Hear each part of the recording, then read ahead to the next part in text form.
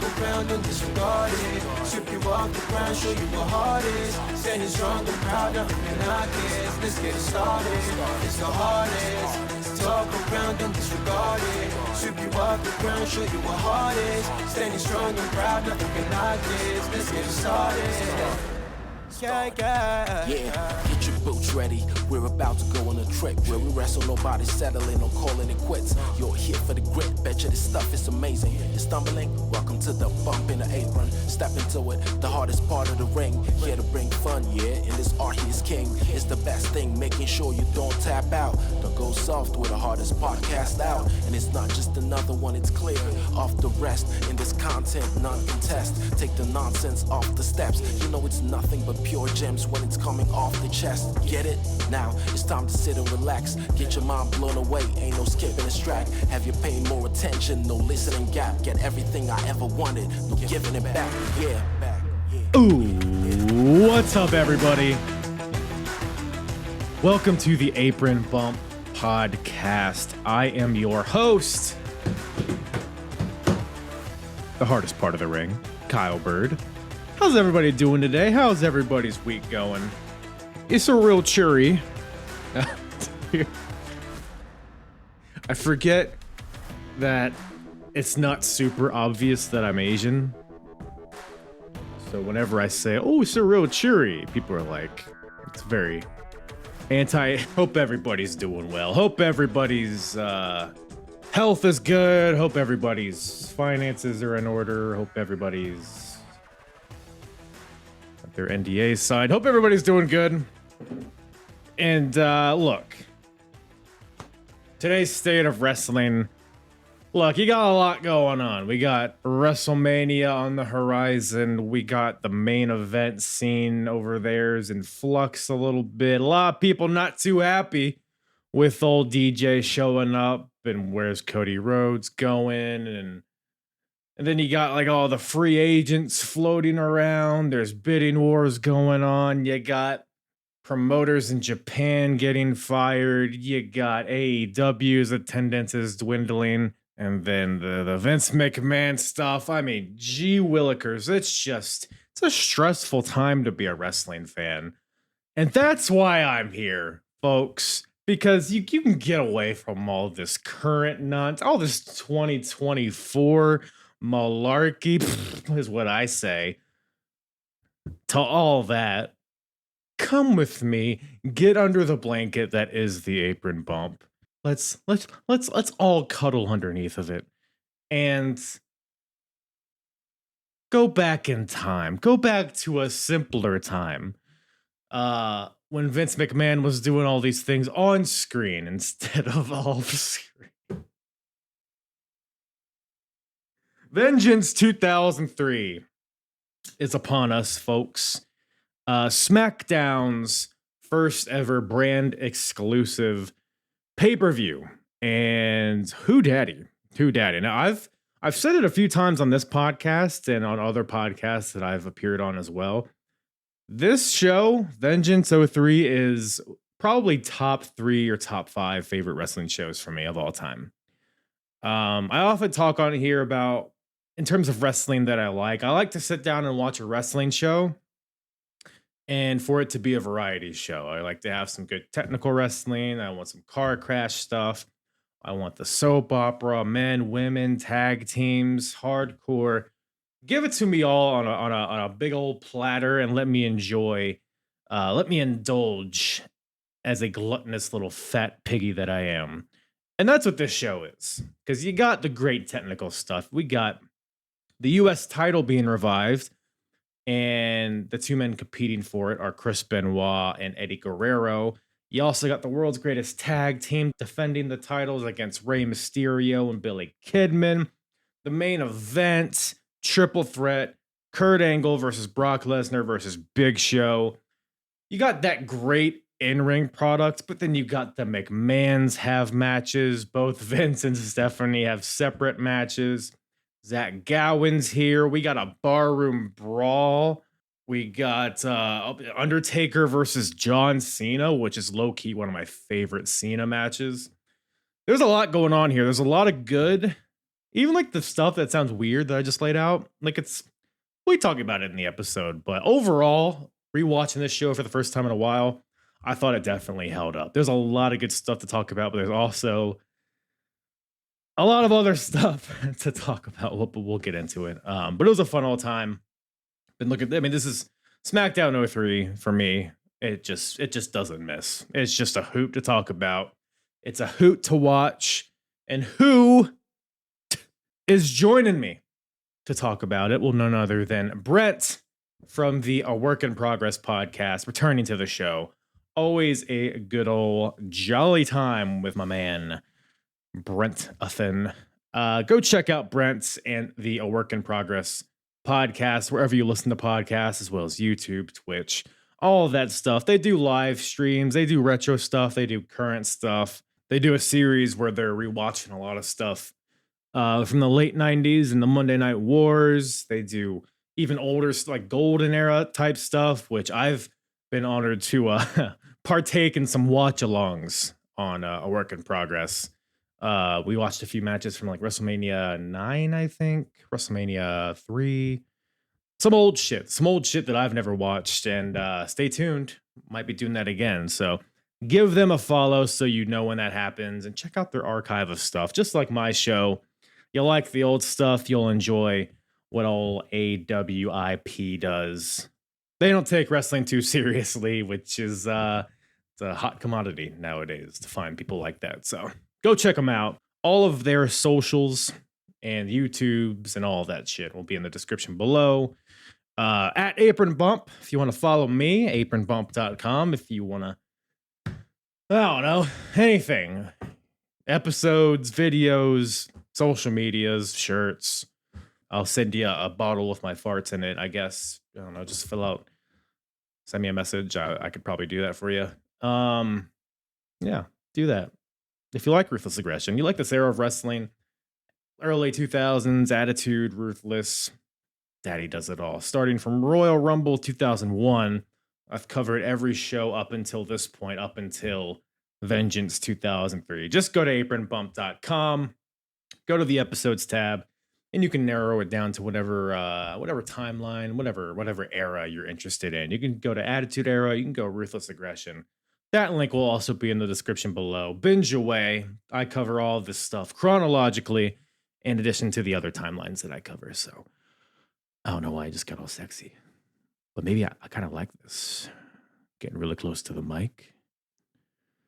It's as if I'm standing behind you, just talking into your ear, letting my breath caress the hairs of your neck. Oh, where's my hand going? I don't know.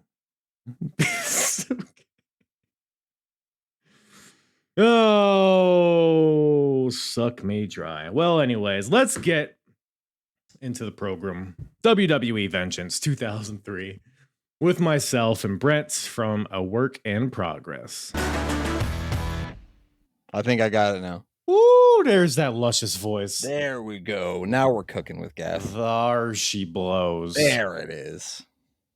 I've heard that before, but in different context. Oh, like what context? I didn't expect you to say that. I expect you to just keep it rolling, but you know. Just want to make sure. Is that a new steel cage right there, or has that always been there? No, so since the last time I talked to you, I did get this. Yeah, I'm not usually like, obviously, as you can see behind me, I'm not usually an open stuff kind of guy, but I had to open this blue steel cage and set it up because it's too good to not to. You can't get a cage and keep it in the box. Yeah, that's kind of what I figured. I usually don't buy rings. I usually buy the figure. So this is like the first ring I've bought, and since I bought a ring for my kid to play with when he was young, but he's like 19 now. So this is my first one, so I had to put it together. Dude, it's crazy how like you can get any. Like when I was a kid, they didn't have that shit. They had like, I think they had the ring, but they didn't have these like cages. At least not to that scale. At least it's fucking. Yeah, no. When I was a kid, they had it maybe when I was a kid, but only the rich kids had shit like that. We didn't have it. Yeah, they got the Titantrons that play the music and. Okay, I might have had that, but that's when I was like 14, which is kind of sad that I still did that when I was 14, but I did. Right. No, as I was saying, I was like, I think I did. There was like the figures that had like sensors on them, I think. Yeah, like a metal You thing could- at the bottom, and you would stick it on the thing, and then it would go Yeah. around and then play. Man, that's a core memory. Edge's "You Think You Know Me" theme. You think you know me. You think you I know do. me. You think Yeah, you know that me. was a good one. One of my favorite themes of all time. You think you know me. Top 3 themes, go. Okay, are we like? Am I being serious? Or am I just fucking around here? No, you're being 100% serious. Okay, so number 1, my favorite wrestling theme of all time is probably Batista's. Ooh, Batista's. the Yeah, I saliva Walk version. Alone. Yeah. No, not the saliva version. Oh, so is this original one? Okay, then it is the saliva version. I'm sorry. Yeah. The original one's not. Did you not know that was saliva? Wait, No, wait. It is saliva, I think, right? I Yeah, think you well, might be. You would know better than me at this point. That's just a really good song to scream. I want is. love, you know. Edge's is really good. I like Edge's theme. So that's probably my number 2. And then so the old Undisputed Era theme, or Adam Cole's theme, that was really good too. I like that one. Interesting. It's Yeah. a pretty eclectic selection there. I don't And know of what course the mine would Red be. Rooster just on the outside. The Red Rooster's theme. How does that one go? Something like that, I think. Dude, that era where like music was just like the occupation, like the background noise, like Diesel would just be a truck Yeah, truck honking. driving. Isaac Yankem would just be a drill. Like The no hog music, just farmers were like the hog farmers were like literally like pigs. It's like pigs, Dude. and then someone calling the pigs. Come on now. TL Hopper, the Goon. It is just I have a Goon action figure. Actually, they didn't make a TL Hopper, not yet, at least. oh, is that true? I don't know Yeah. why I said that. Like I'm surprised. Yeah, you shouldn't be. He actually came back with the Godwins later. I'm like watching 1997. We do like a review show, and he came back with the Godwins as Uncle Cletus. Oh, Uncle Interesting. Cletus Godwin. the more you know. The more I'm you from know. Nebraska, of course. This people who know. Are you? I couldn't tell. And so hog farmers are always over with me, pal. Were there any hog farmers or hog farmer adjacent? I guess Jamie Noble's kind of close. Oh God, Jamie Noble. Wow, that guy. That's probably the closest you got, unfortunately, to being. Yeah, it wasn't even represented any in hog review. farmers in the fucking bar brawl match. So Which you think that'd be well, that's debatable, I guess. But we'll get it had into everything but- but hog farmers. That's for goddamn sure. Well, there's a lot of hog on this show, let me tell you. But those hogs have vengeance. But speaking of which, Vengeance 2003. What'd you think of the show, man? It was a mixed bag. It had some really good wrestling mixed in with some really weird shit, but mostly it was Yeah. pretty good.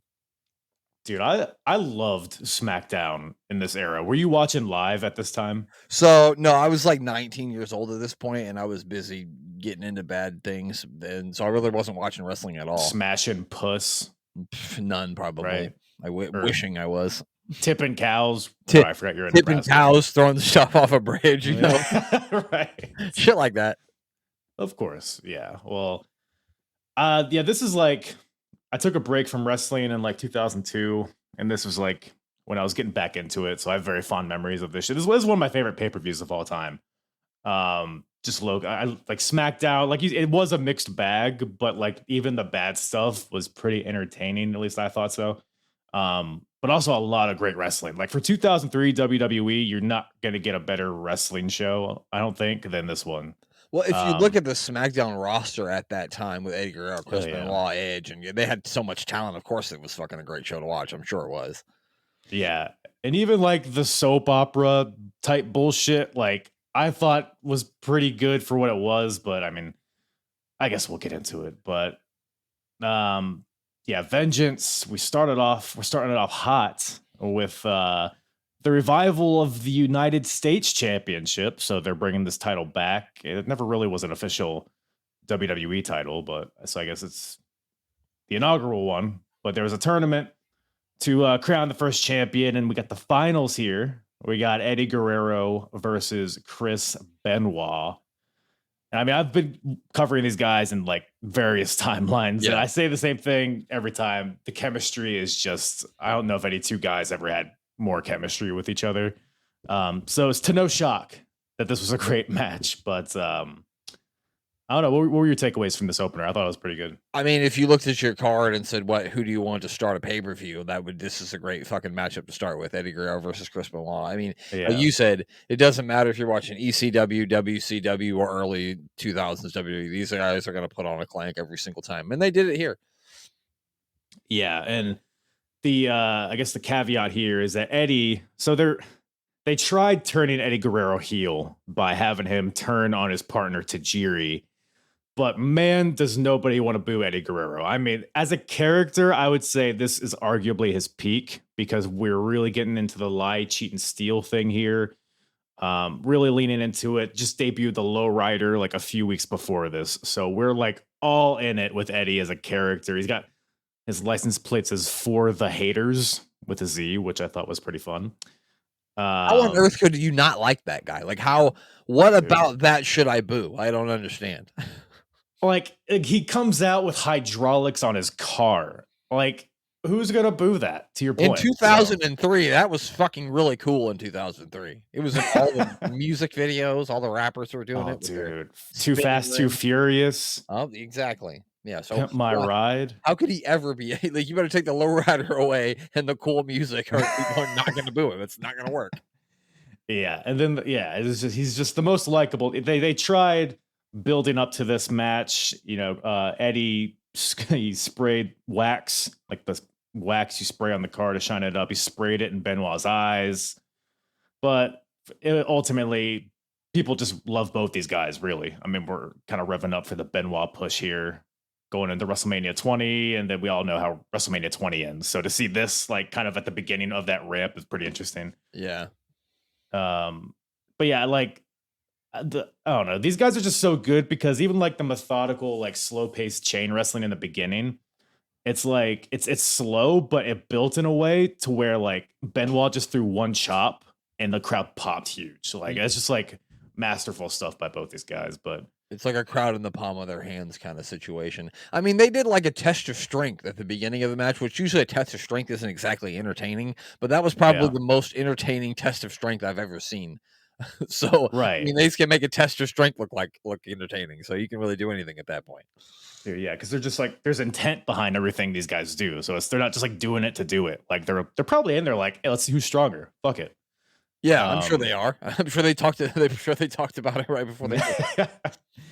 Yeah, like a ton of like there was like 3 or 4 different like superplexes or like Frankensteiners. It just felt like every 5 minutes there was one. Probably even more so than that. But ultimately, Eddie goes for the frog splash. It misses. Benoit hits a power bomb and locks in the crossface. Several crossface attempts, but Eddie keeps getting to the ropes. Eventually, we're still leaning into the lie, cheat, and steal thing with Eddie. So Eddie, the ref gets knocked down at some point. Eddie grabs the U.S. title, smashes Benoit in the head with it. Frog splash, but only gets a 2 count. And then we got Eddie's, Eddie smashes the ref with the belt because he's going to do the whole possum thing that like is synonymous with Eddie at this point. But it's like one of the first times he did it, but he just knocks out the ref. So the ref can't get up to disqualify anybody or whatever the hell. So yeah, he didn't think that one through, did he? Well, it's a learning process. Yeah, you're right. You know what I mean? So they'll teach you that in wrestling school, I don't think. How hard to hit the referees. When he's down with the belt, yeah. So you have to hit him just enough. But if you hit him too much, then it's not right. You know what I mean? He got him right on the spine, I think, which is a little, you got to go a little left or right, probably. That's right. But he'll get there. He'll get there. But amongst all of this, the finish comes when Rhino comes out, who at this point, him and Benoit had been teaming for a while. They even teamed at WrestleMania. Rhino comes out, and it looks like he's going to gore Eddie Guerrero, but swerve, bro. Gives the old Gorski to Benoit. Eddie hits the frog splash, capitalizing on this, and gets the win. And we got a new U.S. champion, and old Eduardo Guerrero. So guess we're building a little Rhino and Benoit action, and Eddie's the champion. So all's well that ends well, I guess. I was pretty happy with this. I mean, if you were going to bring a new, mid-card championship into the company, Eddie Guerrero is a damn good person to put it on, that first person to put it on. So, yeah. Smart decision. It was a great match. I mean, like I said, if you're gonna open a pay-per-view, open it with these two guys. Why not? Can't go wrong. But boy, the wrestling. So you had that great wrestling, and then it cuts to Vince McMahon backstage, which, boy howdy, is there a lot of stuff that's hard to watch on this show with the recent news. It is, I mean, it's always been rough to watch, but it was just amplified. I mean, with a lot of different stuff on not even just like the Vince directly stuff, but just like other stuff. Yeah. Including the next match. But but Vince is backstage. Both Vince and his daughter Stephanie have matches tonight. Vince is backstage. He's sitting by a big thing of roses, a gargantuan bouquet of roses, I would say. Stephanie and Vince, they've been at odds on SmackDown leading up to this because Vince has been banging Sable and Steph doesn't like Sable, and it's a whole thing. Also, by the way, on Raw, Kane just tombstone Linda McMahon on the stage, and Vince doesn't really care, and Steph's pretty mad about that because why wouldn't you be?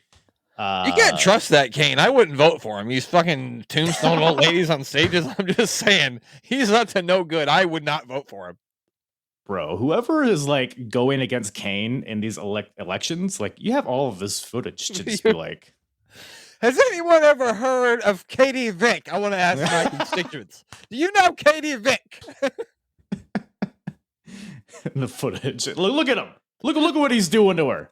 Can you believe this? She's in pieces. She's melting. But yes, that's what's going on over there. There's a lot of turmoil in the McMahon family, which again, very topical. But and then Vince is like, "Oh, these flowers, they're not for you. These are for Sable, but I got you these." And it's like 3 daffodils and a whatever the hell. So yeah, I don't know what they look like. I don't know. He looked like he ran him over with his car. Where are they again? Denver? Yeah, I don't think there's a lot of good flora in Denver. I could be wrong. What month was this? I never even looked up when the month was. So that's month. It was summer, I think, like June, July. Okay, so there's probably some flowers in bloom up there in Denver. See, my head, Denver is just like the peak of Mount Everest because it's up there, so it's all snow, right? You never been to Denver? I've not been to Denver. No, have you? I have been to Denver, but not in like many years. My uncle used to live up there when I was very young. Well, he lived in Boulder, which is just outside of Denver, and it gets nice there, but it gets cold too. Like if you went there now, you're not going to find any fucking flowers. Right, no flowers, McGee over there. Nope. But Jamie Noble wants to take Tori Wilson's flower in this next match. She has no more flowers. No. We got an indecent proposal match. Jamie Noble versus Billy Gunn, accompanied by Tori Wilson. And you may be asking, well, what's an indecent proposal match? Well, if Jamie wins, he gets to fuck Tori Wilson on SmackDown with his penis. So, or whatever's in this box that he's bringing out. Yeah. Did you get a good look at this little Halliburton of toys that he had when he opened it? I didn't get to get a good look at it, no, but when he comes out, like, I got all my toys and sex oil. There's a very fine line between Jamie Noble and Jim Cornette, I'm realizing, with the impression. Yeah. I went a little over the line there, but it was something. No, I like it. Yeah, there's a lot of questionable items in there. I don't know. Seems like a lot. It seems like a lot of logistics. A lot of. What's in your weird case, Kyle? A banana. Yeah, because I need something. Something's gotta touch it. Absolutely. I get it. I don't know if banana would be. You gotta make sure it's ripe enough. You don't want a squishy. No, that's even more of a messy situation than you'd already have. Yeah, I mean, at that point, I might as well just use my flaccid penis. Yeah. But speaking of which, so by the way, Tori, she's kind of fresh off of Playboy. So Jamie, I guess, found a copy of it and was like, "Ooh, would like me some of that." Yeah, wouldn't we all in 2003, pal? Jesus Christ. Boy, there's just so many layers to this because also Jamie Noble's aunt, I forget what her fucking name is. I think it was his aunt or great aunt. He had a death in the family, so he stumbled upon some money. It was like a weirdly specific. It was like $873,000. And him and his girlfriend Nydia, they went to Applebee's. They celebrated. Oh God, And Applebee's, that's first class cuisine right there. 2 for $20, pal. give me some anitizers. Ooh, pal, let's Oh go. boy. But Jamie's like, look, I'll pay you money to have intercourse with you. $10,000, and he kept upping it. He was gonna offer $100,000 to make the coitus with Tori Wilson. And my question to you is, how much money would it take for you to have sex with Jamie Noble? $50 probably. That was very quick. That was disturbingly quick. And I mean, out of respect for Jamie Noble, I guess that makes sense, right? Yeah, that's the only reason. If it was anybody else, it'd be more. But since it's Jamie Noble, $50. Right. You only do that with cruiserweight champions. Former cruiserweight champions is kind of what you're looking for. Yeah, but only WWE cruiserweight champions, not the WCW ones. Oh, so what? Hoovitude, I guess, would be out. Nope. Yep. No Hoovy. Sorry, Hoovy. Yeah, He's way more. shame. I don't even. With all he's been through, he's got something. So I'd probably more than $50. A lot more. Yeah, that's a good point, actually. Boy, it's just how many webs. So Billy and Jamie Noble, they had a match on SmackDown leading up to this, and Billy like squashed him basically with ease. So, and Jamie's like, I want a rematch. And Tori grabs the mic, and she's very confident in her Billy, who I guess are dating at this point. Tori's like, hey, if you beat Billy at Vengeance, I'll sleep with you. So this is all Tori's doing, really. This is all her fault, I guess. Just real quick here, Tori, you've got this all wrong. He's also got to put something up. You don't just put that on the line for nothing. You got to say, well, if he wins, then you got to go away forever or something. Right. Tori Wilson's just out here trying to pass out the nookie for no reason. It didn't make any sense to me. Like, why would she agree to that? The big head on this Tori Wilson. I mean, it's really, I mean, I don't know. Maybe Billy gets to have sex with Nydia if Billy wins. I mean, if I was Billy Gunn, I would at least try to throw out something. I want something out of this. You know what I'm saying? I'm not going to give it all and get nothing back. Also, come on. Maybe he earns the box of toys. You know, that's got to be that. You hadn't thought of that. You know what? Maybe they should have put the box of toys on a pole, and the one who got it down got that Tori. That would have been good, I think. I'm not 100% sure that's not a match that's happened before. Oh, it has to have. Yeah. In TNA or WCW somewhere. Yeah, had to have. So that's kind of the story here. Nydia's upset at this because her boyfriend is trying to have sex with another woman. I don't know what the issue is there, but I guess she has a problem with that. What a weirdo, right? Right. God, what a prude. But before we get into the match, has Billy Gunn always had that belly button tattoo? Did you notice that? Like around his belly button? It was like a rose. Like his belly button was the head of the flower, and then it was like I don't know what flower parts are. It was like the stem of the rose went down to his happy trail. Huh. I guess I didn't notice that, but I wish I would have. Review the tape. It's a good one. I'm gonna have to go back. Not for anything else. Just that sweet Billy Gunn belly button. It was funny when he comes down and announces that he's got his case full of sex toys. I was watching this with my wife in the room, and she goes, "I don't know what year you're watching, but I don't like it." Yeah, my wife was pretty much on the same boat. It was very very rough. But the match there's wrestling here somewhere. Yeah, eventually. The match starts. Billy has control in the beginning part, and then Nydia saunters out there because she didn't come out with Jamie Noble in the beginning because they're arguing, I guess. Nydia has her fancy fur jacket because of all this money that they've come upon, and she just saunters out there. At some point, Billy hurts his knee. I think he like caught Jamie Noble or something, and it just buckled, I think, or maybe he jumped off the apron or something along those lines. He accidentally hurt his knee. So Noble's able to like take advantage of that, attacks the leg, hits a second rope DDT at some point, which looked pretty gnarly. But Nydia, so Noble hits that, goes for the pin. Nydia puts Billy Gunn's foot on the ropes to break it up, and Noble's like, "What you doing, baby? What's your problem, baby?" That's all I got for Noble. That's pretty good. It's not.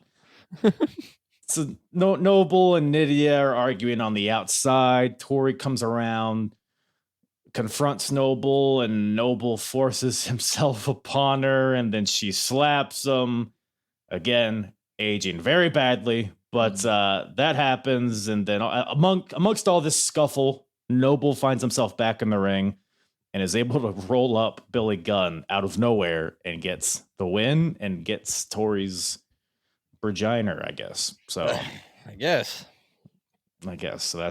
So now they're gonna have intimate coitus on SmackDown. So everybody thought that Edge and Lita's live sex celebration was the first one, but I guess maybe it won't be.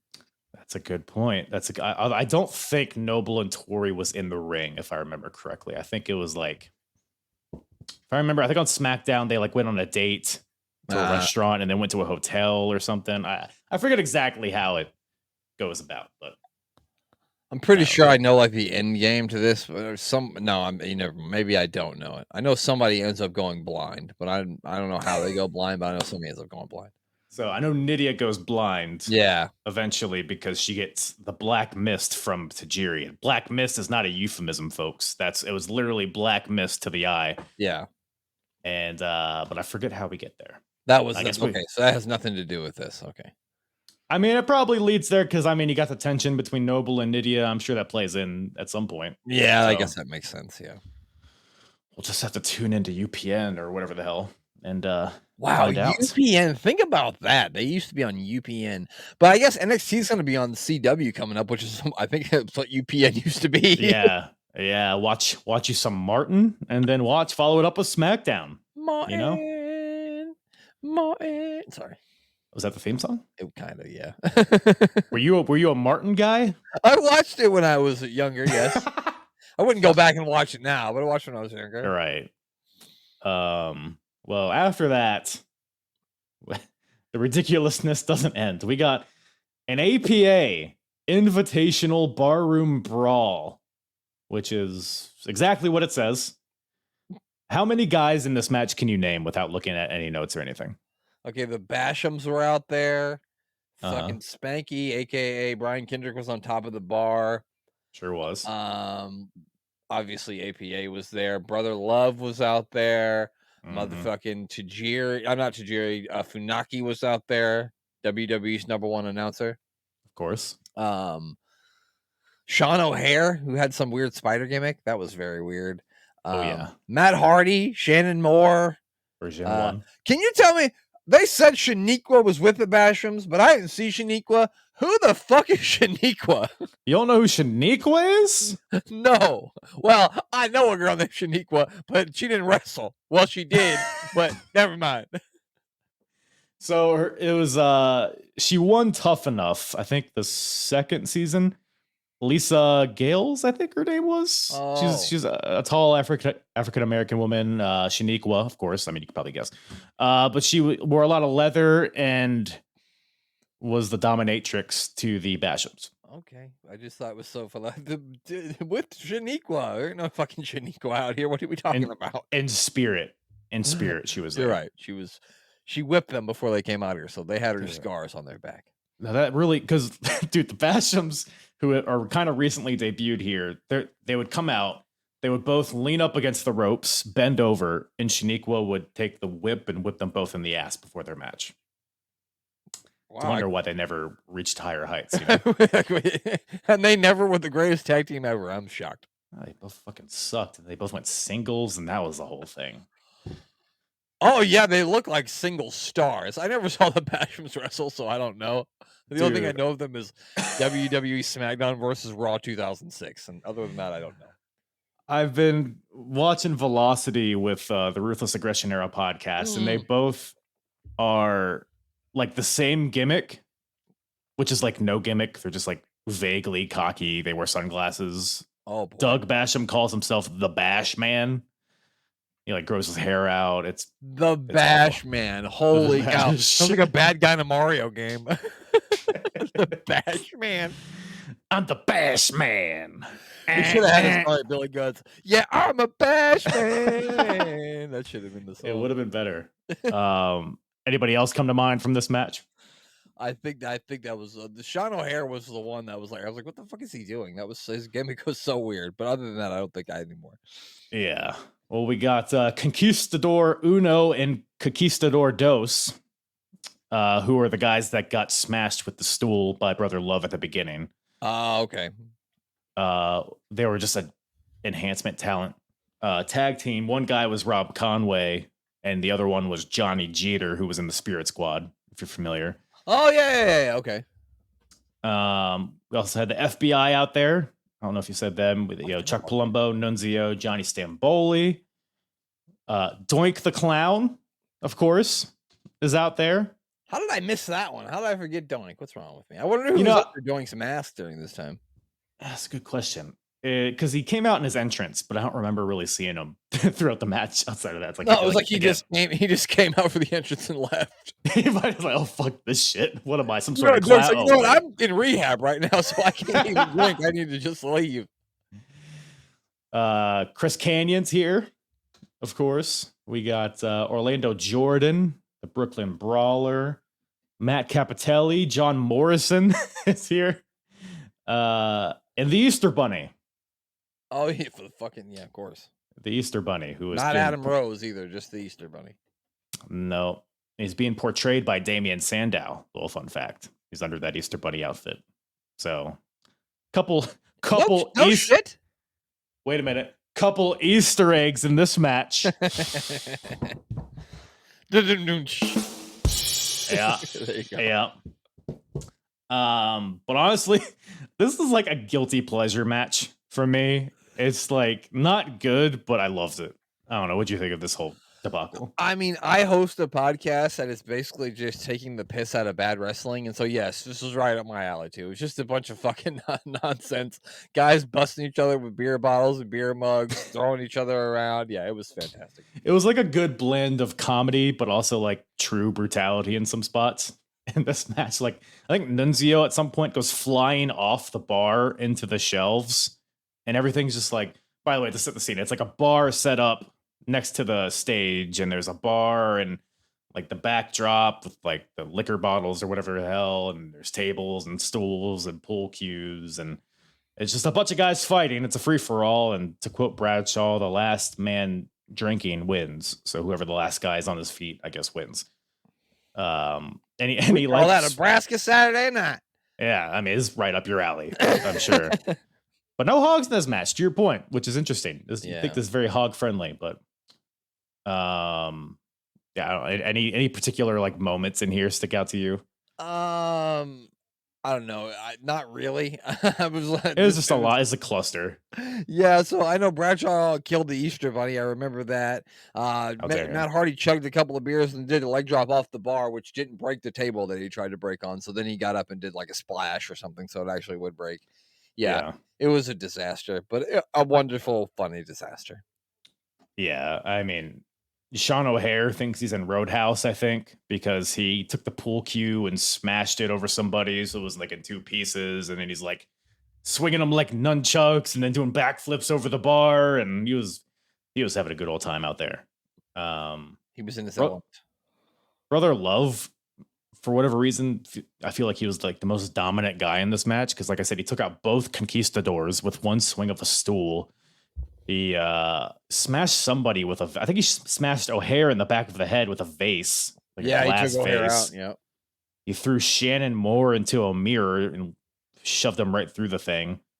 And he was like the last guy standing before Bradshaw took him out, was smashing him with a beer bottle or something. Funaki's there. Funaki's very passive in this. He's just drinking. He's just having a good old time. But eventually he passes out due to inebriation.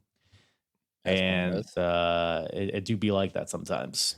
Me after the Royal Rumble last weekend, if you know what I mean. Nice. Yeah. Beers, dudes, just guys being dudes, you know? Guys being dudes, that's right. Sweating, smelling like body odor. It's just what we do. It is. It is. Hey, why did Ron Simmons not win this match? Because him and Bradshaw were the last two standing, but then they awarded it to Bradshaw, which I thought was bullshit. Yeah, I didn't understand that either. And then I thought Bradshaw looked kind of pissed about it. I mean, not Bradshaw, but Farouk looked kind of pissed about it too, because he was like, or maybe he's just mad that they destroyed the bar, or I don't know. He's like, well, damn, I wanted some Jack Daniels. Damn. I don't know. Maybe that was it. But he did look upset. I didn't understand why they came to that conclusion either, because I'm like, Farouk looks fine. He didn't take out Farouk. How come APA aren't the winners together, jointly? I guess. I mean, did Farouk just get knocked down at some point during the match, and that took him out of the running. Perhaps, I don't know. Maybe. We got to consult the rule book. Apparently, in the acolytes whatever thing, you can't get knocked down and get up again. This is not the Chumbawamba Barroom Brawl. After Not all, up in here, god damn it! Not up in here. Well, Jamie Noble's masturbating to Playboy up next. Thoughts? Who hasn't? I don't think I have. Never. I think I missed the magazine phase. You might have. Yeah, you know what? You're right. You probably did. Like just barely, I think. Like I was in the era where like you would go to the bathroom at your grandpa would have a friend and y'all would go over to his house and you would go use his bathroom and he would have Playboys in there. So I'm like 10 years old looking at it. Not saying I was doing it at 10, but I was looking at it when I was 10. Yeah. And that was in the era when they were all being in Playboy, and plus I was a disgusting teenager at the same time. I was like 14, 15, 16 around that time. So right. What was the other one that was a little more crude? It wasn't Maxim. It was like Penthouse, Hustler, maybe? Penthouse, maybe. Hustler. Hustler's the one you're thinking Hustler. of. Yeah. I gotta do a deep dive eventually. Just for journalism, so I can keep up with the That's a whole storyline. another podcast. I do it for the article. So yeah, Nobles has the Playboy. There's a guy backstage just minding his own business, and Noble's like, "Hey, come here, boy. Let me tell you what I'm gonna do to Tori Wilson." And I can do whatever I want to her, which I guess that was in the contract of this match. So it must have. She needs to get a lawyer to look over these things before she signs up for such debaucherous. I mean, it was only a verbal agreement. I don't know. Does that hold up in a court of law? I don't know. I wish you would have just started like naming places you wanted to take her on a date first. Like, I want to take her miniature golfing, and then we're gonna go to the Applebee's. Ooh, I don't know. They might go to Applebee's on SmackDown. I'm not sure if they don't. I mean, Jamie Noble probably loves Applebee's to this day. Well, who doesn't? You know what I'm saying? I haven't been to Applebee's in a long, long time, honestly. Yeah, I find myself more of a Chili's guy nowadays than Applebee's. See, we only have one Chili's in this town. I live in Nebraska, and we don't have a lot of. Yeah, I mean, we do, but probably not as many as if you live in Chicago or something. And it's all the way on the other side of town, so I'm fixing to do that. There's a Mexican restaurant just up the street. That's usually where I go. Shout out. Yes. Shout out. Speaking of Mexicans, we got one Mexican in this match. We got Rey Mysterio. And Rey Mysterio and Billy Kidman are going after the tag team titles, and they're challenging the champions, the world's greatest tag team, Charlie Haas and Shelton Benjamin. Who doggy? I thought this was a hoot. I mean, especially after the nonsense before this. I mean, this is a refreshing match. To me, probably one of the better matches of Charlie and Shelton's career. This one, but I don't know. What do you think of this, feller? I mean, I don't disagree. I don't know why I even said dis. I agree with what you said. I mean, this was a really, really good tag team match. When I saw the participants in it, I was like, "Oh, good, thank God!" Because now the nonsense is finally going to end. That shooting star press, that like a top rope shooting star press from like the middle rope. He didn't do it from the top rope. He did it from like the middle rope to the outside by Billy Kidman. Yeah. Really freaking impressive. Especially in WCW, he was like a thinner guy, so he's really put on some muscle mass, clearly through hard work and chicken breasts. And to still be able to have that sort of agility was really, really impressive. And I always liked the world's greatest tag team. I thought they were really good in the ring. They obviously don't have a lot of charisma or mic skills, but I always thought they were really good in the ring. So very fun tag team match. Yeah, and they are freshly broken up from Kurt Angle, so I think this is their first pay-per-view match as the world's greatest tag team, or it might be the second one. I don't know, but to your point, their whole mystique was pretty much based on their wrestling. Not a ton of character beyond that. Once the Team Angle thing ended, but I mean, I thought the work spoke for itself. I thought all four of these guys.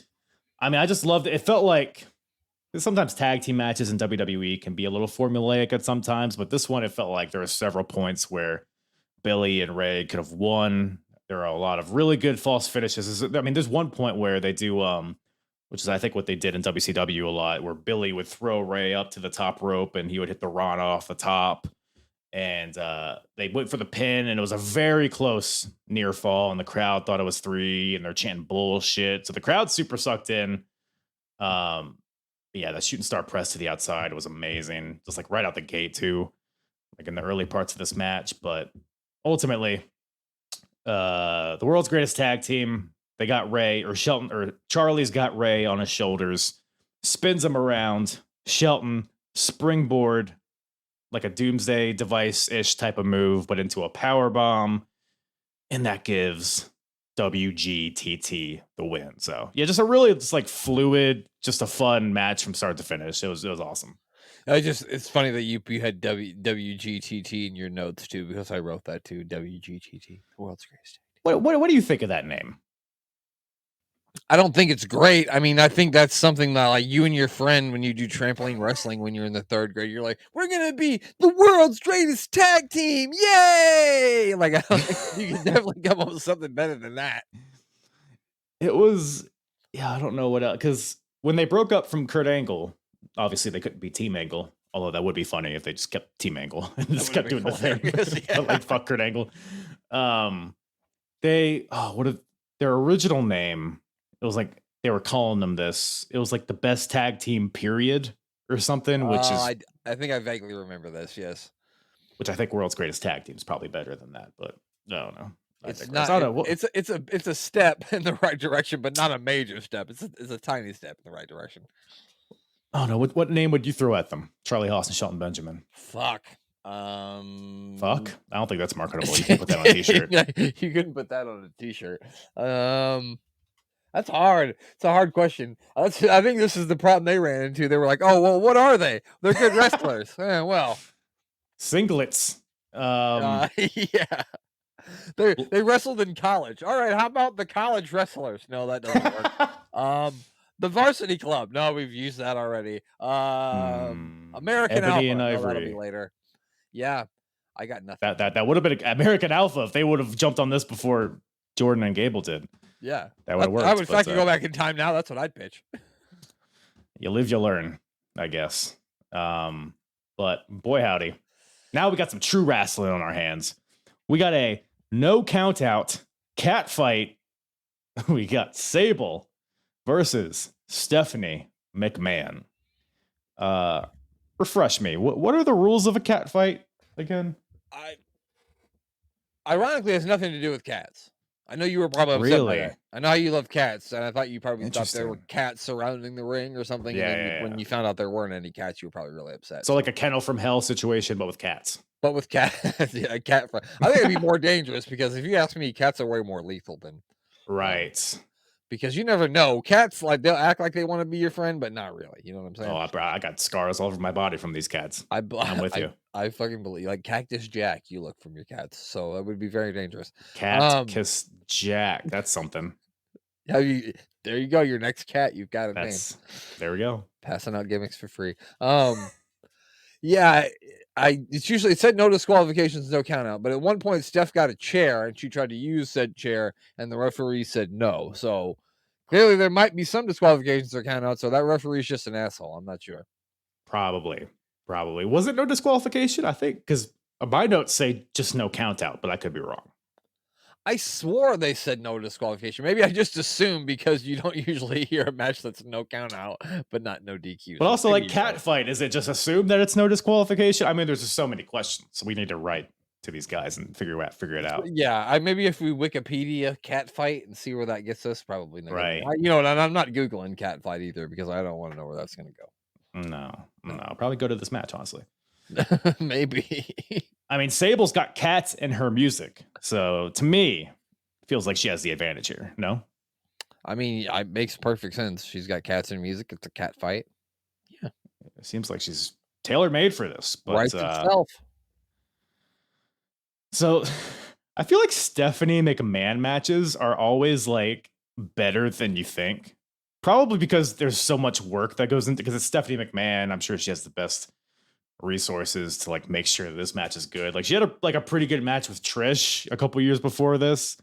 And this match I thought was fine, like for a cat fight. Like I thought like they both kind of looked like wrestlers, which I know is like weird to say, but it's like, oh, you got a cat fight with two women in 2003. It's obviously just going to be skirts and heels and thongs, but no, Sable's out here with kick pads.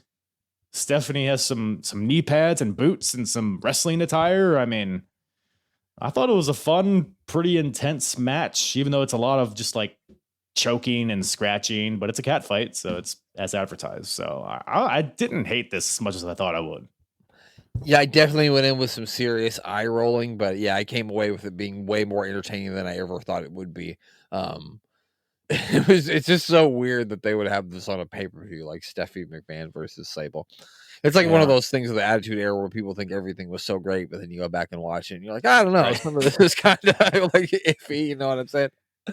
Right. But if you went back and compared that to like any other matches they were probably having, you know, in 2003, you know, in that era, because they weren't doing really good women's wrestling at that point, this would be considered a really good women's match because while it was a cat fight, it had some good wrestling, and it wasn't just them pulling hair rolling around the ring, which is exactly what you thought it was going to be going into it.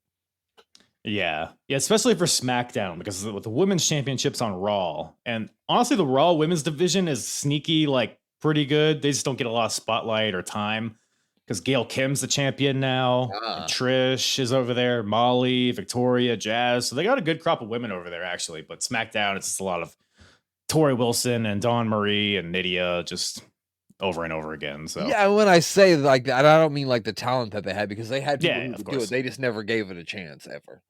For sure, yeah. But Sable's top gets ripped off. That being said, of course. And Brian Hebner, I believe, who was the ref, takes his shirt off and gives it to Sable, which I guess, sure, you go on, Brian. And as Brian Brian not dead for Brian Hebner, pal. He learned it from his daddy Earl.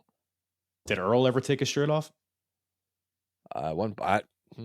Probably not in the ring. I think Triple H took it off one time when he was beating him up. I hope so. I hope so too. We gotta Google that and see what pops up.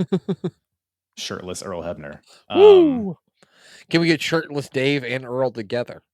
Ooh, that's there we go. We could figure something out. There's a calendar, I'm sure, with all the Hebners. If there's not, they should. Or remember the Valentines? They should have Earl and Dave as their Valentines. I think that's gotta exist. A hot seller.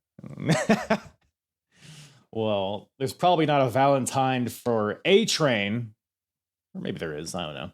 Who am I to say? Lord he's Tensai, here, perhaps. Tensai, perhaps. He seems the more sultry of the gimmicks. Very sultry. That's a good way to describe it. Yeah, I like it. Yeah. I mean, Prince Albert's just too on the nose, I think. Wasn't he like Big T too when he was like dancing with Brodus Clay? Sweet Tea. Sweet Tea, that's what it was. Yeah. He came from Japan back to WWE to be a badass, and he had a dancing called Sweet Tea. He's beating John Cena on Raw in the main event, and then a few months later, I got a fucking fedora and he's doing the worm or whatever the hell. Sweet Tea. Well, he's the head trainer in NXT. So I'm sorry, keep going. No, we could do a whole podcast on Matt Bloom. It would be great. But A-Train is here as the ref is tending to Sable and her big old tits that are exposed. A-Train comes out and runs over Stephanie, as a train does. Just like a running, I don't even know what you would call it. It's just a splash, a chest bump, perhaps. A vicious chest bump, yeah. Not like one you would do with your friend celebrating a touchdown. No. Yeah, this is very, no. But knocks out Stephanie. Sable makes the pin and gets the win. So I guess A-Train is aligned with Vince or Sable or something along those lines. I forget exactly how this pans out, but I guess he's got himself a new monster. Vince does, and Sable wins, and so do the fans. I guess you got the Saul Herd knockers, huh? Well, I mean, if you got the Playboy, you got to see him already. So yeah, that's a good point. Actually, it's old hat at this point, right? It's old news at this point. Well, I mean, Jamie Noble's not chasing around Sable, is he? Nope. You make a good point. I mean, Tori and Sable had a bikini contest at the last pay-per-view, I think. Forget who won. I think Tori won. Okay, that makes sense. So I distinctly remember them having they're in a tag team match. I think they're teaming together at WrestleMania 20 in like an evening gown match. Tori Wilson and Sable. Perhaps. I only remember Stacy Keibler being on the other side because I'll remember anything that Stacy Keibler does. Yeah, Yeah, you're not wrong there. Well, do you remember anything John Cena or Undertaker does? Because they're here. Sometimes I can't see him, but yeah. Yeah. I mean, you can't miss this fucking bright blue Indiana jersey and the headband and all that get up from old Johnny Boy here. Do you know what jersey that was? Larry Bird, right? You got it. Indiana State. It's Larry Bird. You're right. I only knew it because of the last name, and I assume he's the only Bird that's relevant. I mean, there might have been a whole list of birds that went to Indiana State basketball, but I couldn't name you any other player that ever played at Indiana State besides Larry Bird. No. I mean, see, Bird's my last name as well, but it's with a Y. Really? Yeah, and I can't tell you how many people see BYRD and they're like, oh, like Larry Bird? And I'm like, no. No, asshole. No, mother. Do I look like I can shoot jumpers, motherfucker? No. Well, does Larry Bird look like he can shoot jumpers, to be fair? You're right. Yeah, you get it. I like to watch those YouTube videos where people are like, Larry Bird can't play, and then they watch the video and they're like, oh, wait, Larry Bird can it. Well, we got a couple hoopers in this match. John Cena versus The Undertaker. So Cena, we're right at the beginning of his explosion, I would say. This is probably his breakout match. Would you agree, disagree? So, yeah, I wasn't really watching around this time, but when you you look at like the build up to it and the video that they showed and then the way the match built, I would have to definitely agree. There was like a turning in the crowd too that you could kind of sense as the match went on.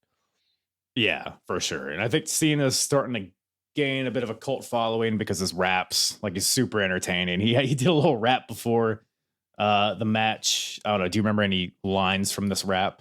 Oh, God, I wish I could, but I don't. Well, my favorite was, time to take out evil, keep him resting in pieces. I'ma eat you alive, dog. They'll find your bones in my feces. Oh, just like that.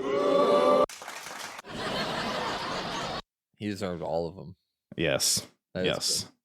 Good. So that was good. And then Undertaker takes of course, he's not happy about this rap, so he comes out on his bike. But I don't know if you see, I didn't realize this when I first watched this show, like back when this was happening. But apparently his bike stalls out at the top of the ramp. So that's why he doesn't ride it to the ring. But I thought he played it because he like rides it to the stage and then just kind of like looks menacingly with his arms crossed at Cena in the ring. I thought it came off like, oh, I'm just going to make you think about it, bitch. But yeah, apparently his bike just said that doesn't work for me, brother. Interesting. I kind of thought for a second, like, why is he just sitting there? But then, yeah, he definitely made it look like it was just what was supposed to happen. He played it off. I mean, Undertaker walked through fire one time and then just got in the ring like it was like nothing just happened. Like he didn't just fucking get engulfed in flames. Right. So he's cool with whatever happens. Yeah. Well, he made it through that, walked to the ring, and then they had I mean, this is probably, for me, top 5 John Cena matches of all time, and this is probably his biggest. It's definitely his biggest one to date. Although he did face Brock Lesnar at Backlash this year, but I think this match, I mean, he came off like a threat at a lot of points. I mean, he hit Undertaker in the ribs with his chain, and Undertaker started bleeding out of the mouth due to internal injuries, which I feel like that doesn't happen anymore. Internal bleeding. Well, first of all, probably because that's bullshit. Because if you were internally bleeding, it wouldn't come up out of your mouth. So that's why. You think that's why they don't do that anymore? Because it's stupid. Yeah, because it's dumb. Yeah, that's what I go with.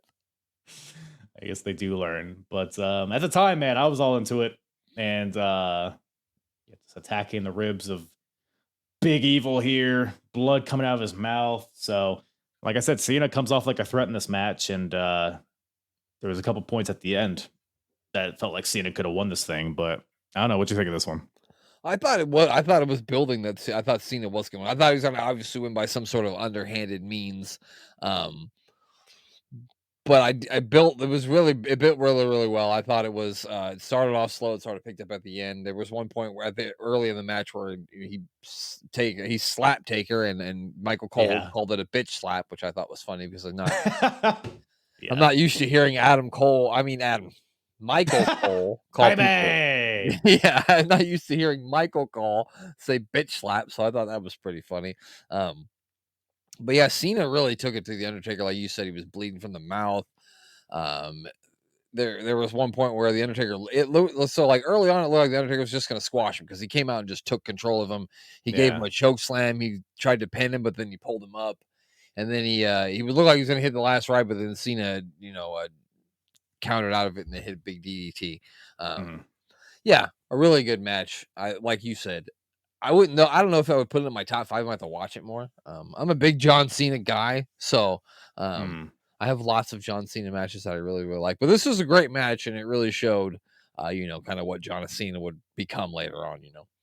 Yeah, for sure. And yeah, I'm glad you brought up the slap because I was watching this. I've seen this match before, but I forgot that happened. So when he did that, I was like, oh shit, he did not just slap the Undertaker. Yeah. Yeah, like you said, Undertaker, like right out the gate, hits all of his signature moves and decides not to pin him because he wants to continue the punishment, but ends up backfiring a little bit. Cena hits him with a DDT and then kind of takes control for a little bit. And eventually he hits the FU onto Taker, but only for a 2 count. And eventually, though, Cena has Taker in the corner, goes for the punches in the corner, the 10 punches. But he stops to taunt to the crowd, and the Undertaker counters with a last ride and gets the win. So Undertaker wins, but Cena looks great in defeat. This is like the best representation of you don't have to go over to get over. So I think Cena's a babyface pretty soon-ish after this because he's just so entertaining and he's a fresh face at this point, which is just funny to think of Cena as a fresh face. But he is here, and WrestleMania upcoming is when he wins the U.S. title against the Big Show. So it's crazy when you go back and watch like the sort of crowd reactions that he would get when they finally turn him full babyface. He would get like amazing crowd reactions, and then soon later he would get very mixed crowd reactions. Right. Yeah. What a roller coaster. That old Jonathan Cena. Yeah. Still kind of going at it today, I guess.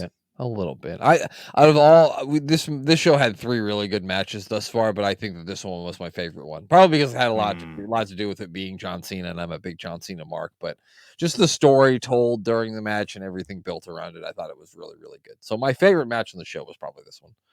Yeah. I mean, so from what I remember, like before I watched this show the other night, I was like, yeah, that's my favorite show of the night. But I think there might be the main event might take it over, but I don't know. We'll talk about it.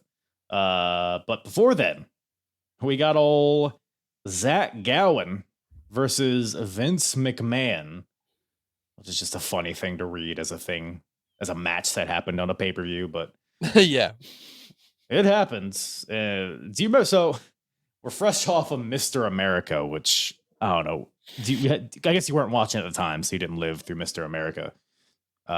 Who definitely was not Hulk Hogan, right? No, I mean, sorry, it was not Hulk Hogan. I meant to say. This is very funny because like there is Mr. America and Vince are feuding. Zach joins the thing as like a side character, kinda, and then Hogan, I guess they didn't come to terms on a contract or whatever, so they got to cut the Mr. America thing short in the middle of it, and now we just got Zach Gowan here. Pretty much jumping into the position of the main protagonist here, I guess. Hopping in, sort of. Is it because he has one leg? Yeah, he couldn't really jump yet. It was like a hop. So, yeah, sorry. But he has one fucking leg. If you can't get sympathy with one leg, I don't know what you're doing. And you're facing Vince McMahon, who is still just a hateable person, even in 2003. Yeah. He's wet and veiny, and he's banging Sable backstage, and he's shoving his daughter. I don't know. It's a whole thing. Yeah, who knows what's going on? Good Lord. At this point, anything could be happening. Yeah, I mean, some of the things Vince is saying about Zach Gowan, like in the build to this, he's like, "You're just a freak." Like, and then Zach, he goes more into his story about he had bone cancer in his legs. That's why they had to amputate it. And he had to earn a contract, and he beat the Big Show to earn a contract with the help of Kurt Angle and Brock Lesnar. So now we're here, and Vince is like, why is this one-legged idiot getting the better of me? So now they're having a match.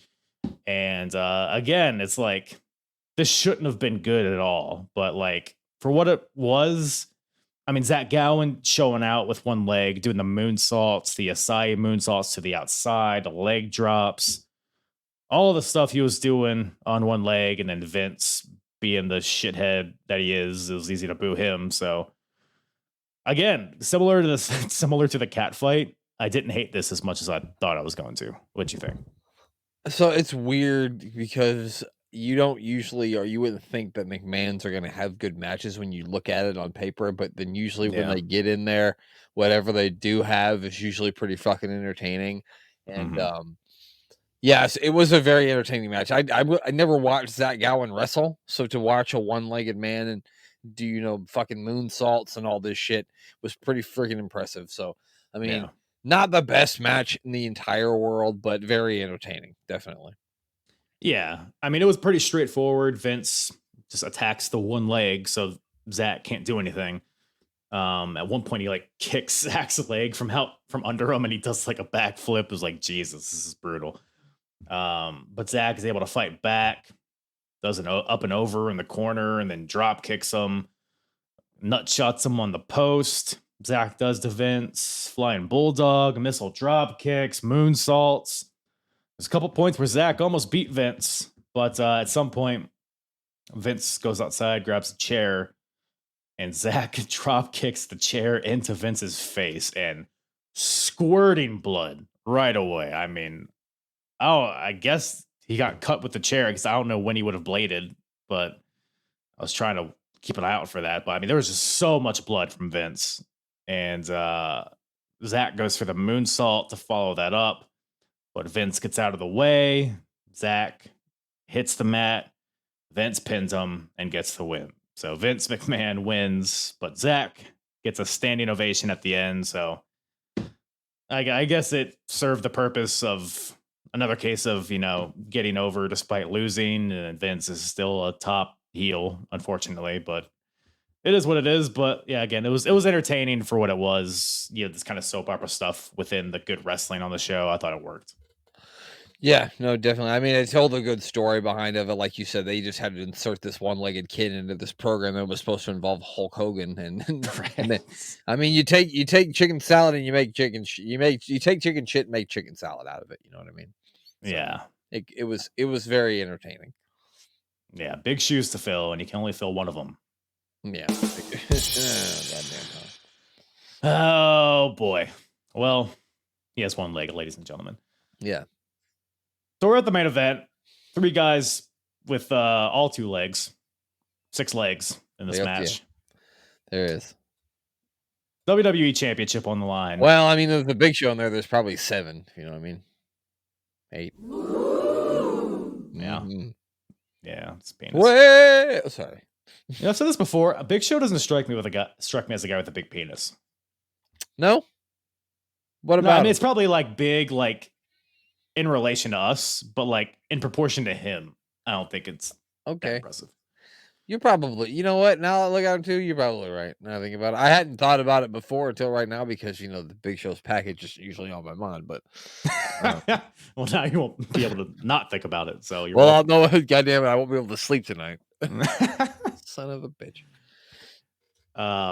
So Brock's the champion. He defended against Kurt at WrestleMania. Both guys obviously came out of that match with injuries. Kurt had to get neck surgery, and Kurt just recently came back. And I guess him and Brock became friends while Kurt was rehabbing. So Kurt and Brock are friends at this point. Big Show is the big bad monster.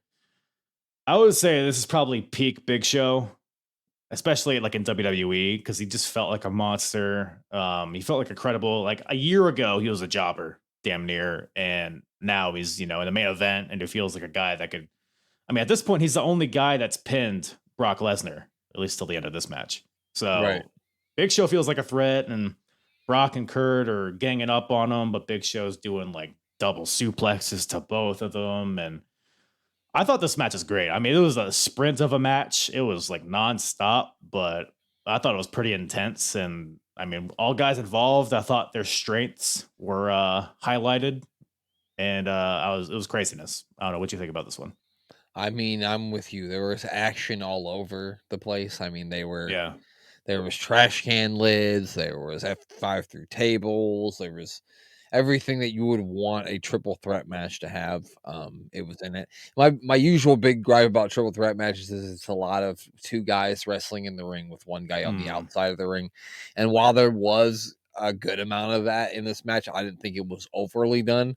I thought they did a pretty good job of keeping all three guys involved with the entire match going. And I agree with what you said about the Big Show looking more credible, because in the entire time I watched the Big Show in WWE, there really wasn't a time where I felt he was credible. But the way that Mm. they were presenting him in this match, in the videos before it and in this, he actually did feel like he might actually win the championship. And I mean, there was no way that I actually thought Kurt was going to win. I figured it was either going to be Big Show Yeah. because they somehow cancel each other, because him and Brock somehow cancel each other out, or Brock would be retaining. So I was really shocked at the ending of it.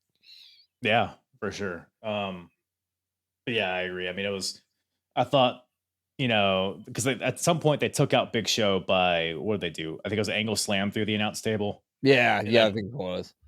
that took him out for a bit. So that allowed Kurt and Brock to go at it. And whenever that happens, it's always magic when that happens. I mean, there's some crazy ass suplexes. At one point, Kurt throws Brock and he goes like fucking 10 feet in the air and does a backflip. And um, also at some point, Brock does a running power bomb to Big Show, which was nuts. I mean, even though Big Show was, on the second rope doing the mounted punches, but Brock picked him up and ran halfway across the ring and power bombed him, he was on one in this show. Brock was. Um, and The I mean, guild, pal. the F5 to Big Show is never not impressive. And hits one to Kurt as well. A lot of finishing moves towards the end here.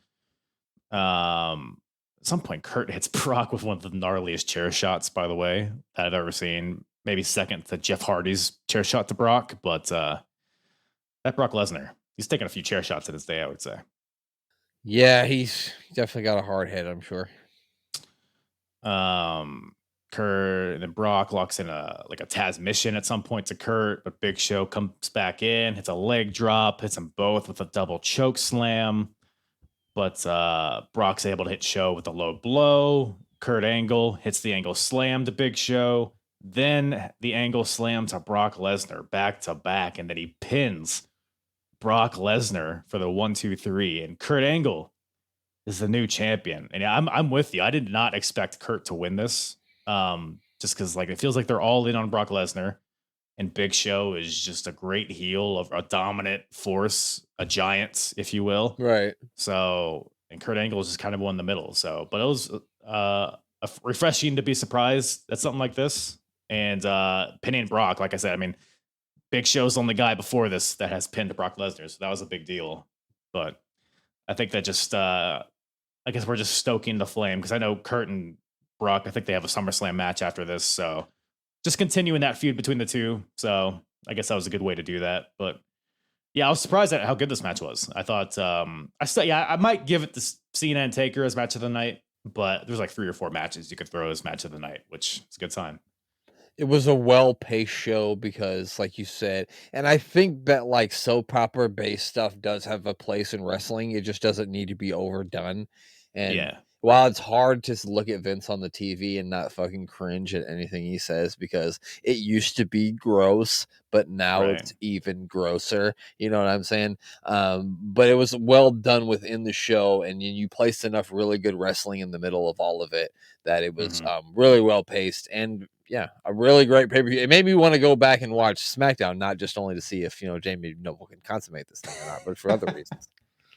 SmackDown 2003, you're not going to go wrong. It's one of the best years of SmackDown, in my opinion. 02 was really good too, but yeah, it's just, I mean, like you said, the crop of guys they got on the roster. This show pretty much had all the heavy hitters at this time. So, and this, yeah, like you said, the show is paced well because you have the good wrestling. You have your hardcore stuff, you have tag team stuff, you have women, you have men, you got soap opera, you got storylines, you got new faces, just a little bit of everything. And that's kind of what makes this show good, in my opinion. This was when Paul Heyman was running it, correct? That's a good question. I think if it's not, it's right before. Yeah, it felt like because I don't know, there's like a feel. Like I remember even You might like be. earlier, whenever it was that Paul Heyman was running Raw in like 2017 or something, his shows have like a certain feel to it, and this felt like a Paul Heyman show, and that's definitely not a bad thing. Because like I said, it was a really Right, great yeah. show. Yeah, because I know he becomes the on-screen general manager like pretty soon.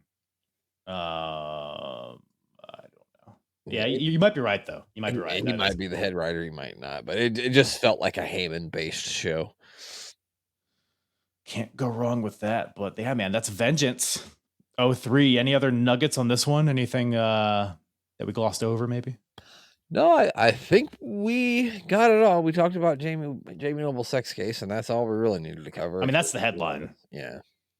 Yeah, I mean, Cena, Taker, Yeah. Kurt, that's nonsense. Jamie Noble wins sex with Tori Wilson, and other wrestling occurs. That's the headline. Yeah, that should have been the name of the pay-per-view. I mean, that would have earned my dollars. But I was 10 years old, so I don't think my parents would have bought it. No, probably not. probably not. That's like I used to watch wrestling with my kids when they were younger, and I always think back to like when I watched it when I was 14. It's like I would never let my kids watch it. If it was like that, I would never ever. Yeah, there was some rough parts of it, but I mean, look, they're improving. I mean, it's always a work in progress. But speaking of which, appreciate you hopping on once again, checking out some wrestling and talking about it. Where can everybody find you and your beautiful face and your beautiful co-host's face and all that stuff? So check us out on YouTube. Mostly it's YouTube at AWI Pod Wrestling. We do like 97 review. We watch like bad wrestling too. Currently we're watching WCW Uncensored 2000. Oh boy. What are like matches from that card? So we got Hulk Hogan's taking on Ric Flair in a Yapapaya strap match. Oh, God. I don't know what that is either. What is a Yapapaya strap? I don't know. This week we watched the Demonic Wiggle. Are you familiar with the Demonic Wiggle? Is this Norman Smiley but demonic? It's the Norman Smiley and the Kiss and the Demon, demon. simply known as the Demon this time, and they take on. I don't know. It's like Lenny Lane and the guy who used to hold the sign in the fucking the Raven Slock, but I can't remember their fucking names. They look like idiots. They face off. We've got the Wall taking on Bam Bam Bigelow. 3 Count has a hardcore championship match against Brian Knobbs and a gauntlet match against the 3 members of 3 Count. It's a whole lot of fun, pal. Sounds like it. So you're watching it so people don't have to. I'm watching you talk about it. I'm basically watching it just to take the piss out of it. Is what we do. We just watch it just to make fun of it. Is what we do. So check that out. And yeah, but if you get on YouTube, you'll see everything we got. Everything's on there. I'm on Instagram and on Threads at AWI Pod. I just got a Threads. I'm still trying to figure it out. I don't know if I understand Threads yet, but I'm trying to become a threader. I understand. I get it. It is a little bit harder to get into it. I really don't talk a whole lot of wrestling on there. I mostly talk about soccer, to be honest with you. Oh, I'm a big QPR fan, so I understand. What's QPR? Queens Park Rangers. Oh, this fucking guy. No, I picked them in FIFA, like in early college. Oh yeah. Like as a joke. So, Queens Park, that's a funny name. And now I'm like, this is my team. I have a jersey and everything. So what country is that? England. It's like the secondary, not the Premier League, but whatever's under that. Yeah. Yeah. So the guy I do a podcast with, Glenn, he's obviously a British gentleman, and he's a big Arsenal fan. And I casually watch soccer, like US soccer or whatever, when they play in the World Cup. But I since become a huge like Premier League fan, and I basically watch anything. I've been watching the Asia Cup. I know you're part Asian. You should check out the Asia Cup. Yeah, that sounds. I mean, that's all the things I like, right? I didn't know there was an Asia Cup. Yeah, I mean, it's weird because they got a lot of Middle Eastern teams, like Iran is in. They've got like Iran and Syria, and but it's actually been it's different than Premier League, not quite to the quality, but it's interesting. It's very interesting. If you've got Paramount Plus, it's on there, pal. Check it out. It's is it surprising that Asians aren't good at soccer? Because they do all the kicking and stuff with the karate, etc. It is, but like you need height. Right, but if they're all short, but not all of them are short. They're all tall. Yeah. So You know what? The Asian teams did better in the recent World Cup. Like South Korea did pretty well, and Japan did pretty well. So I think it's getting better over there. Well, we'll keep a tabs on the situation. Maybe we'll do an Asia Cup retrospective up next. Sorry. Yeah. Check out our soccer Sorry. podcast. We're gonna start that next week. It's gonna be fun. What's the name of it? Kicking balls with Kyle and Brent. There we go. This fucking guy kicking balls. Once again, thank you to Brent from A Work in Progress for joining me on this lovely, lovely walk down memory lane. It's my Asian Tourette's coming out. Memory lane, talking Vengeance 03. Go give my boy Brent a follow on Threads, TikTok, Chatterbait, Omegle, Tout, all that stuff. Check out A Work in Progress wherever you listen to podcasts, as well as live on YouTube and Twitch. It's always a good old time talking some old school wrestling and some current wrestling as well.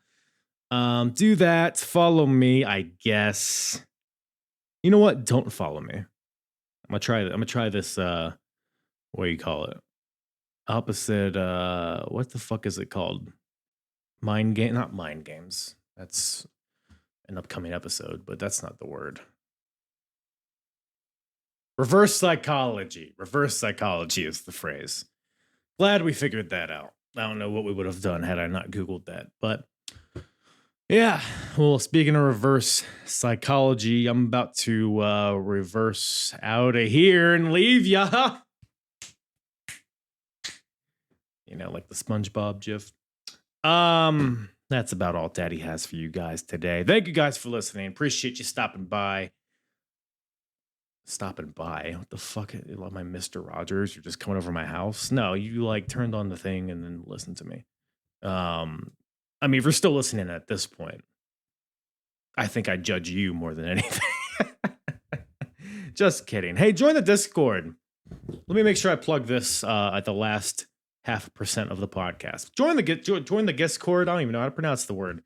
It's in the middle of the afternoon, and I'm a sleepy boy. But hey, guess what? I'm hard. Yeah. And the hardest, talk around and disregard it. Strip you off the ground, show you what hard is. Standing strong and proud, nothing I guess. Let's get it started. It's the hardest, talk around and disregard it. Strip you off the ground, show you what hard is. Standing strong and proud.